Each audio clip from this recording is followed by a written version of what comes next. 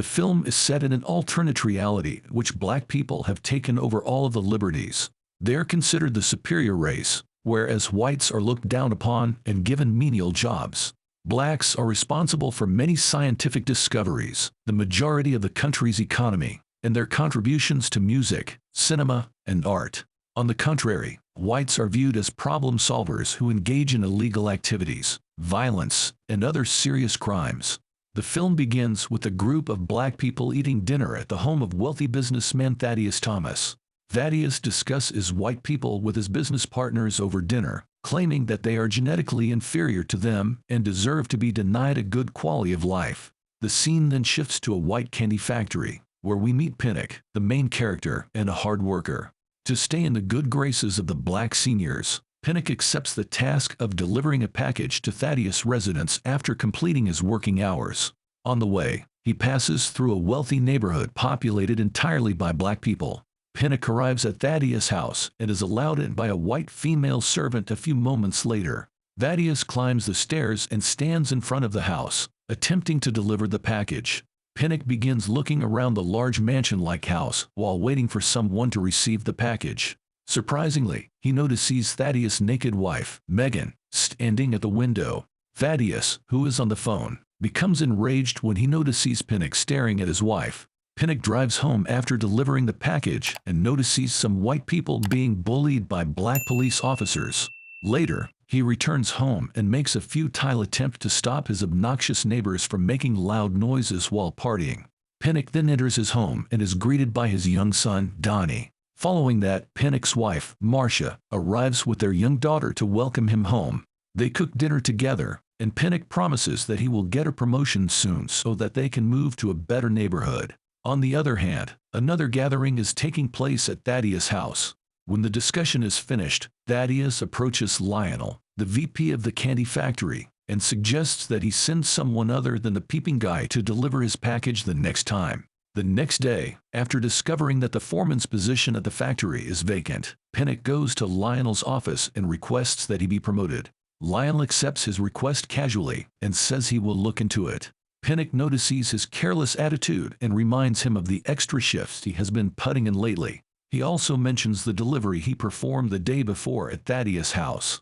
When Lionel learns of this, he asks Pinnock to take a seat and politely informs him that he will no longer be able to work at the factory. Pinnock is taken aback by this and tells Lionel that he cannot fire him without cause. Lionel, on the other hand, tries to persuade Pinnock that the decision will benefit him in the long run. When Pinnock insists on knowing the reason, Lionel reveals that the factory's owner, Thaddeus, caught him peeping at his wife while delivering the package. In the following scene, Pinnock is seen standing outside Thaddeus' house, pleading with a white servant to allow him to speak with Thaddeus and clear up the misunderstanding. The servant lady approaches Thaddeus and informs him of the situation, but he refuses to speak because he is in a meeting. As a result, despite begging for over an hour, Pinnock is ignored at the entrance. Devastated, Pinnock goes to the employment office to look for work, but all he can find is low-paying work that won't be enough to support his family. Later, as he drives home, exhausted, his car breaks down in the middle of the road, forcing him to walk home. Just then, some cops arrive and order him to put his hands behind his head. They drag him down and demand that he show his identification because his appearance matches that of a high-profile robber. As the chaos continues, some white people gather around the scene and demand that the officers leave Pinnock alone. They soon start throwing wine bottles at the cops, which enrages them and causes them to beat up Pinnock before driving away. Following this, Pinnock arrives home injured, and Marcia is taken aback to see him in such a state. Pinnock informs her of the injustice he has just experienced, and Marcia informs him that the landlord has threatened to evict them if they do not pay their rent soon. The landlord, who has arrived with a couple of police officers, wakes up the Pinnock family early one morning. The officers inform Pinnock that they have arrived to request that they leave the area immediately with their belongings. Following the gathering of the Pinnock family's important belongings, Pinnock's mother-in-law chastises him for being a bad husband and informs him that there is no room for him at her house. The mother-in-law drives away with Marcia and the kids, leaving him alone. Pinnock, who has nowhere to go, can be seen waiting for Thaddeus outside his entrance gate. Thaddeus arrives a short time later and inquires about Pinnock's activities. Pinnock pulls out a revolver and points it at Thaddeus, realizing the old man doesn't recognize him. He then gets into Thaddeus' car and tells him they need to talk. Pinnock hands him a piece of paper and requests that he pay the amount written on it. Thaddeus attempts to flee, claiming that he does not have that much cash on him, but Pinnock forces him to drive to a nearby bank.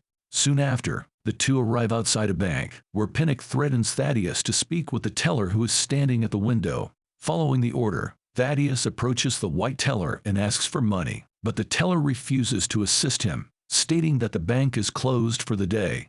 This enrages Thaddeus, and he threatens the teller with a call to his superior, but Pinnock intervenes and forces Thaddeus to drive away. They then drive to the jungle and stop near Pinnock's truck. After exchanging cars, they resume their journey, but this time Pinnock takes the wheel and Thaddeus is told to stay still. After some time inside the car, the pair arrives outside Pinnock's old neighborhood.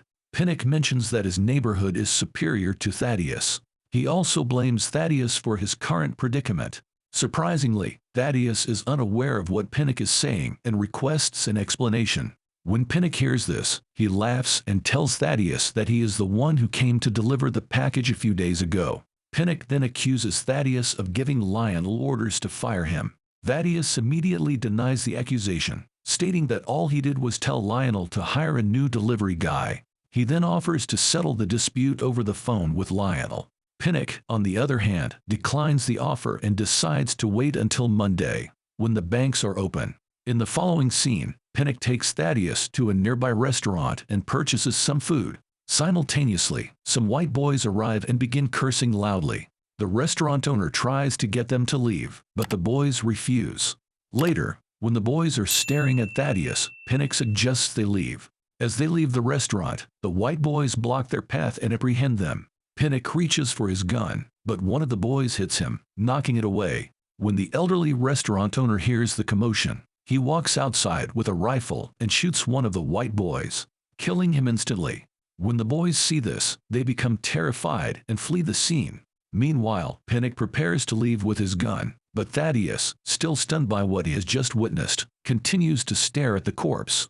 Following this, Pinnock takes Thaddeus to an abandoned building and asks an old man named Stanley if they can spend the night there. Stanley initially refuses, claiming to be afraid of black men, but when Pinnock fires his gun into the air, he reluctantly agrees. The following day, Pinnock takes Thaddeus to a nearby local restaurant for dinner. Thaddeus asks Pinnock to allow him to make a phone call to inform his family that he is fine. He also informs Pinnock that he will fulfill his demands and asks him to release him. Pinnock, on the other hand, tells him that he cannot release him because he believes he will inform the police. When Pinnock goes to the counter to refill his soda cup, Thaddeus runs away, prompting Pinnock to chase him down. Thaddeus deceives Pinnock by entering one of the roadside house premises in the following scene. He walks up to the house door and knocks a couple of times after realizing Pinnock has run past it. Thaddeus breaks the door glass and enters after no one opens it for a while. He finds a phone and calls his wife, Megan, right away. He tells her to call the cops, but when Megan inquires about his whereabouts, he is oblivious. A white girl approaches him and recognizes him as a robber. She calls her father to inform him that their house has been broken into. Thaddeus tries everything he can to convince the girl that he is not a robber, but she picks up a gun and points it at him. Her father arrives quickly, and sensing the danger, Thaddeus throws a box at his head, injuring him. When the little girl notices this, she shoots at Thaddeus but misses by an inch, causing the perpetrator to flee. Pinnock, meanwhile, hears the gunshot and rushes towards the house. When he arrives, the father informs him that a black man broke into their home and fled. Pinnock finally finds Thaddeus after following the father's instructions. Pinnock successfully captures Thaddeus and returns him to the abandoned building after much chasing. On the way, Thaddeus tells Pinnock that instead of complaining about his lost job, he should move on with his life and look for a new one. He accuses Pinnock of refusing to accept the situation and attempting to get away with it.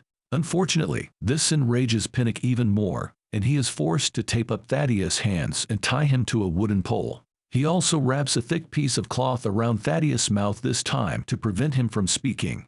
The police, on the other hand, arrive at the broken house and begin searching for Thaddeus in the surrounding area. At the same time, Stanley arrives and tells Pinnock to flee the building because the cops are looking for him everywhere. He also advises Pinnock to let Thaddeus go because he is not injured and the police may reduce his sentence as a result. Despite this, Pinnock insists on waiting until Monday and refuses to give up Thaddeus. When he looks over at Thaddeus, he notices him gagging and coughing. Pinnock approaches Thaddeus, terrified, and opens his taping and the cloth wrapped around his mouth. Thaddeus, unfortunately, is already unconscious at this point. When Stanley notices this, he begins packing his belongings and preparing to leave. Pinnock, however, cannot leave Thaddeus in the state and presses his chest to revive him. Thaddeus finally begins to breathe after several attempts. Despite everything that has happened, Pinnock advises Stanley to take Thaddeus to the hospital.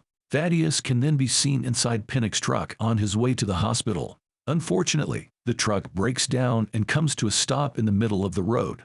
Pinnock gets out of his truck, desperate to help Thaddeus, and attempts to share a ride with other people. When a black man is dragged out of Pinnock's car, a lady offers to assist them, but she drives away.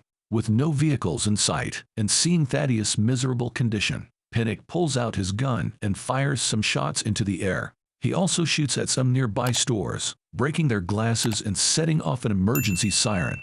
Soon after, Stanley notices a police car approaching and advises Pinnock to leave the area. Pinnock tries to leave, but after seeing Thaddeus' plight, he reconsiders and decides to stay with him until he is taken to the hospital. Stanley tries to persuade Pinnock once more, but the latter refuses, and Stanley is forced to flee alone. Following this, police officers arrive and instruct Pinnock to place his hands behind his head. Unfortunately, they notice a gun in Pinnock's hand and shoot him to death without questioning him. Thaddeus is watching everything, but he can't do anything to stop the officers. He begins to cry because he is sad for Pinnock. Thaddeus pays a visit to Pinnock's mother in House Laws and meets Marsh in the film's final scene. He attempts to introduce himself, but Marsh informs him that Stanley has already told her the entire story. When Thaddeus hears this, he offers her an envelope full of money, mentioning that it is for her family. Marcia, on the other hand, refuses to accept the money and returns it. She then shuts the door in his face and walks inside. The film concludes with little Donnie staring at Thaddeus as he drives away in his car. Thank you for watching. I hope you enjoyed the recap. Let us know in the comments what you thought. And while you're here, consider subscribing. We would love to have you as part of our community.